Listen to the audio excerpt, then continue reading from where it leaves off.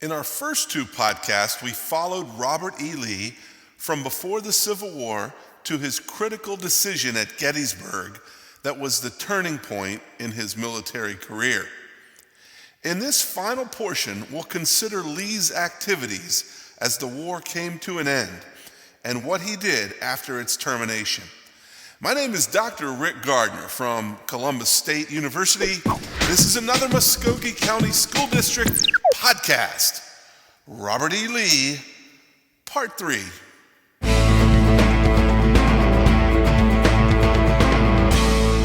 In 1864, one of Lincoln's aides, Montgomery Meigs, decided that General Lee should be punished for turning against the United States.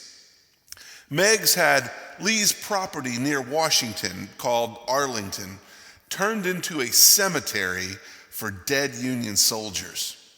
So Arlington became the National Soldiers Cemetery, and as a result, General Lee would never have the liberty to live there ever again.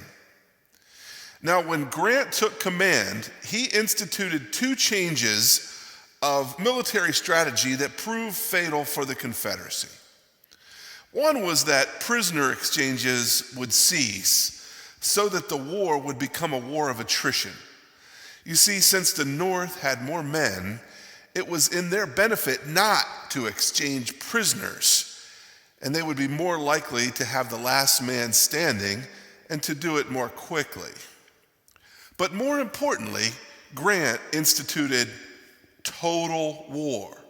That is the policy of taking the war to the people, the scorched earth strategy of burning and destroying everything that could help the Confederacy. Grant ordered William Tecumseh Sherman to implement this strategy in the state of Georgia. And from Atlanta down to Savannah, Sherman led a march that terrorized many citizens.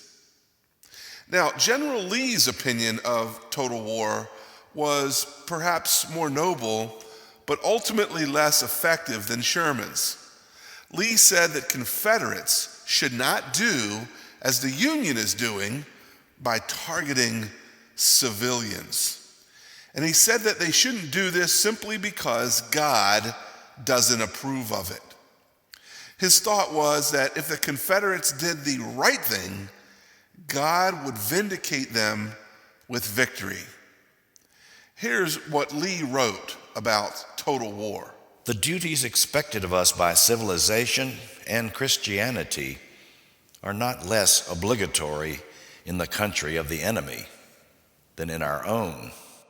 No greater disgrace could befall our army and through it our whole people than the perpetration of the barbarous outrages upon the unarmed and defenseless and the wanton destruction of private property that have marked the course of the enemy in our country. Such proceedings degrade the perpetrators. It must be remembered that we make war only upon armed men, and that we cannot take vengeance for the wrongs our people have suffered without lowering ourselves in offending against him to whom vengeance belongeth, without whose favor and support our efforts must all prove in vain. By Christmas of 1864, General Sherman had captured Savannah, Georgia, and Lincoln had been reelected. The capital of the Confederacy at Richmond was barely hanging on, and General Lee's final effort was to defend Richmond at the fortifications at Petersburg. On April 2nd, 1865, Lee opted to give up the defense of Richmond, and the capital fell. Grant telegraphed Lincoln that the war was over because the Confederate capital was in his hands. But Lee had not yet been caught.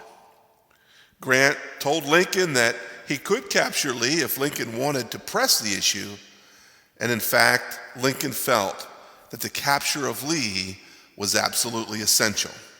So Grant took his army away from Richmond in pursuit of General Lee. Grant caught up with General Lee in a town called Appomattox Courthouse, Virginia.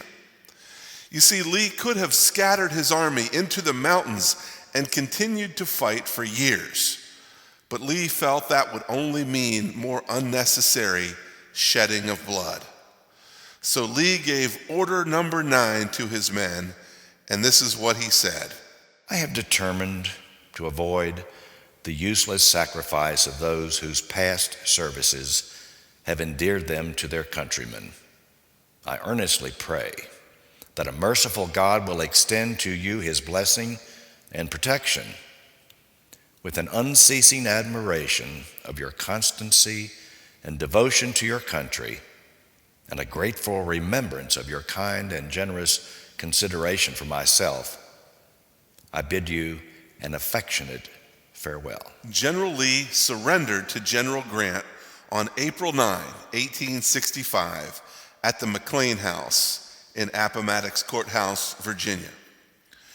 Within the next 3 weeks, the war was entirely over. Slaves in the South were emancipated, and Lee had even been paroled in Richmond.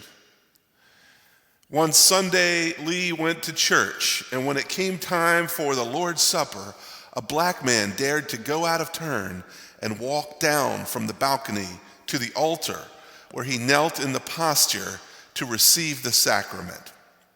The whites in the congregation gasped. No one else went forward to receive the bread and wine. But General Lee arose from his pew, walked down to the front, and knelt next to the black man. It was as if he was saying to everyone there, God's will was that we lost. Let us acquiesce in God's will and accept the emancipation of slaves. But Lee could never return to his house, Arlington. It had become a huge cemetery. He was offered the presidency of Washington College in Lynchburg, Virginia, where Stonewall Jackson lived. He served there faithfully for 5 years and then died there in 1870. Lee is buried on the campus of Washington College, and the name of the college was changed afterwards to Washington and Lee College. Lee never again was admitted to citizenship in the United States after the war, which meant that he died a traitor who had forfeited his citizenship rights. But in 1975, President Gerald Ford and the Congress decided that Lee was actually a very worthy American, and he deserved to have his citizenship restored to him even after his death. So, in conclusion, what do you think of this man, Robert E. Lee? Was he a traitor? Was he a hero? Was he a good man or a bad man? Many feel that he should not get any honor because he was fighting for the side that endorsed slavery. Others feel that he was an honorable, a loyal, and great American. Well, whichever side you take, we cannot deny his importance in American history. And we cannot deny that he was a man who dealt with some of the greatest challenges and difficulties ever faced by an important American. My name is Dr. Rick Gardiner from Columbus State University. This has been a Muskogee County School District podcast. Robert E. Lee.